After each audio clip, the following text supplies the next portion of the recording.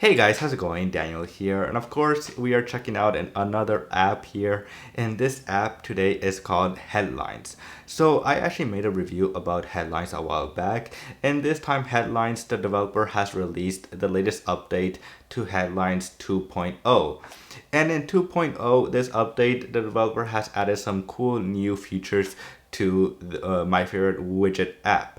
So Headlines, of course, is a widget foremost, and it pretty much shows you your favorite sites that you like to follow on a widget on your home screen on your iPhone or iPad as well. But one of the big features right now for Headlines 2.0 is the unread, or if you don't want to see if you want to always see new articles after you finish reading an article that you saw already.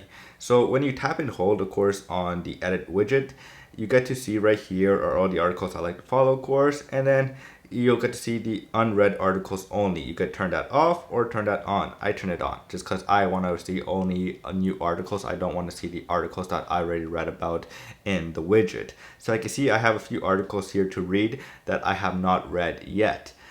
But there's also other cool features in the app. So one of them, of course, is the new update to the in-app reader. So when you click on an article, of course, it automatically opens up to the in-app reader, as you can see right there, which makes it really fast and easy to read any articles that you have waiting for you to be read.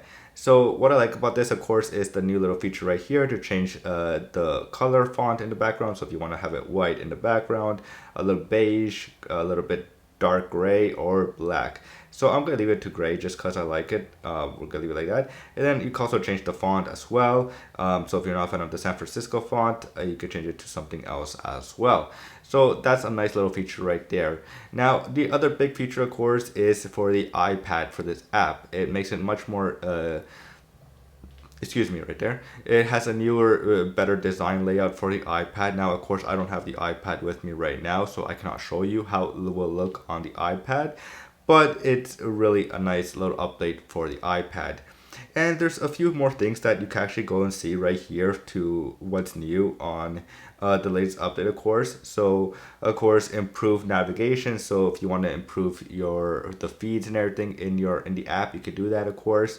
And then, of course, like I said, an article or Safari, you could decide. So if you don't want the app, if you don't want to read the article within the in-app reader built into it, you can actually turn it off right here.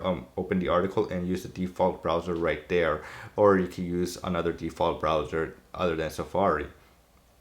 So yeah, it's just really nice. And of course you can mute filters. So when WandaVision was out, I had to set out that I didn't want to see no articles with WandaVision because I did not want to be spoiled. So you can edit that out now, of course. And then of course there's some third party, some cool icon designs that you can choose from here. Of course, my favorite one is the vitamin C color. It's just really nice and simple. And so yeah, it's one of my favorite widget apps on the iPhone that has stayed ever since it was released. It has always had a place on my home screen. It's not on the main home screen, but it's always on the second one right here as well. So like that, it can, I can always have it right there ready to go. So that's pretty much it for this video. I hope you guys enjoyed this video as much as I did. If you guys did enjoy this video, please do hit the subscribe button because it does help a lot. Like the video, like that the algorithm could push me out. And as always, I will see you guys later. Peace.